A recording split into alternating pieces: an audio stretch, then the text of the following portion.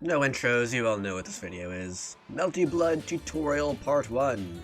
Basics. There are two main versions of this game that you can play. There's the Steam version and there's the community version. The community version is free and better in every possible way, but obviously buying the Steam version supports the developers. Although if you really want to support the developers, you should just pre-order the next game, Type Lumina, which is coming out very soon. But either way, there's no reason not to get the community version. But enough stalling, let's get into playing the game. As you can see, there are 31 playable characters in Melty Blood Actress Again current code. However, each of them has 3 different variations, and all 3 variations are completely different. They can have different normal moves, different special moves, they all have different meter mechanics. So effectively this game has 93 different characters, and the balance is actually pretty good. There's only 2 or 3 really strong characters, and a small handful of joke characters that are intentionally underpowered, but the vast majority of characters are around the exact same tier, and that's because this game has a lot of universal mechanics that apply to every character. I'm not going to be going over the differences between the moon styles in this video, mainly because they don't exist at all in Type Lumina, but just know that Crescent Moon is usually the strongest version, and Half Moon is usually the weakest version, although there are definitely exceptions. There are 5 buttons in this game. You have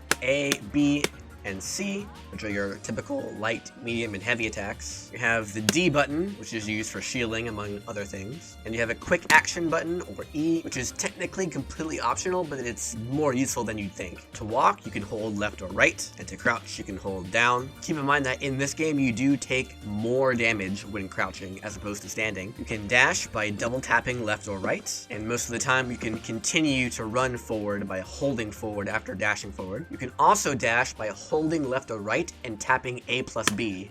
And this also applies to air dashes. Back dashes are briefly invincible the instant you do them, but have completely vulnerable recovery. And forward dashes can be cancelled into attacks or jumps at any point. Although keep in mind there's a couple of frames at the beginning that can't be cancelled. So there's a little tiny bit of a window of commitment whenever you forward dash. Just like most fighting games, you can jump up or backward or forward by holding an upward direction. In this game you have double jumps and air dashes, although unlike most games, you don't have to choose between them. You get one of each per jump, and some characters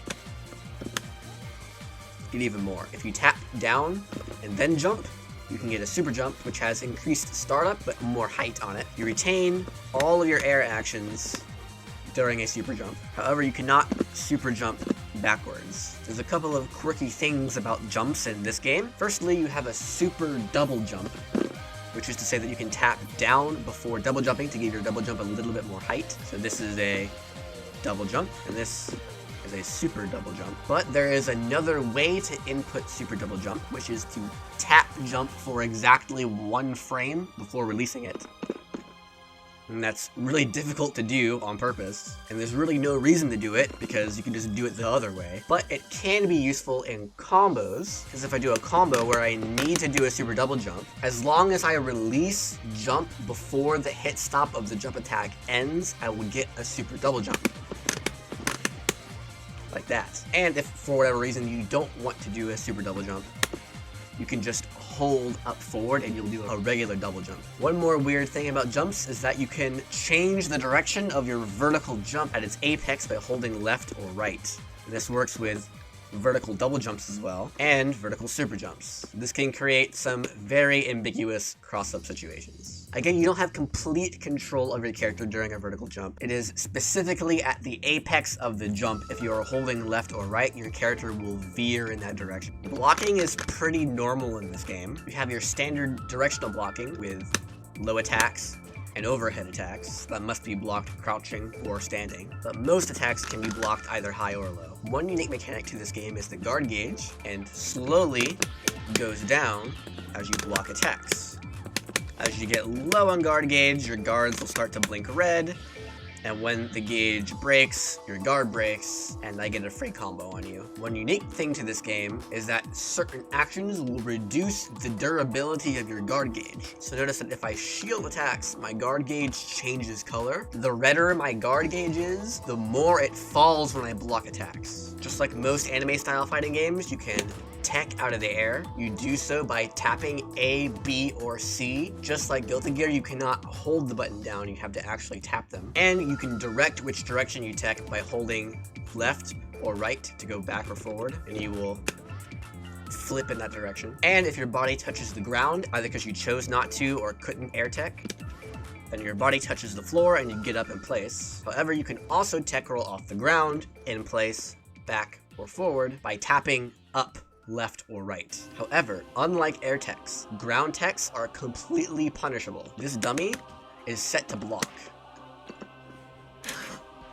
but I can still hit them. So mix up between backward, forward, and neutral techs to make it difficult for the opponent to actually tech punish. The neutral ground tech recovers in place, but recovers a lot faster, and the backward and forward techs roll really far in one direction, but have more recovery. Alternately, you could just not tech, and then I can hit you off the ground, and for the most part, there's no way to start a brand new combo if you just stay on the ground. I just get a couple of hits and then you drop out. Throws are performed by holding forward or backward and pressing A plus D. Throws are 4 frames, and the throw tech window is 7 frames. The game also has air throws, which you can combo into, but if you don't combo into it, you get a gold flash on the air grab, and you can combo out of it.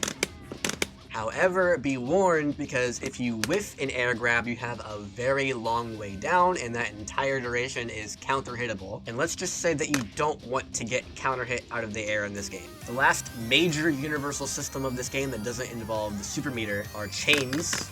In Melty Blood, you can chain A to B to C to special to super. And if you pick crescent or half moon, you can also go backward in the chain for normal attacks, so you can go C to B to A. Although if you do this during combos, the rest of the combo does significantly reduce damage.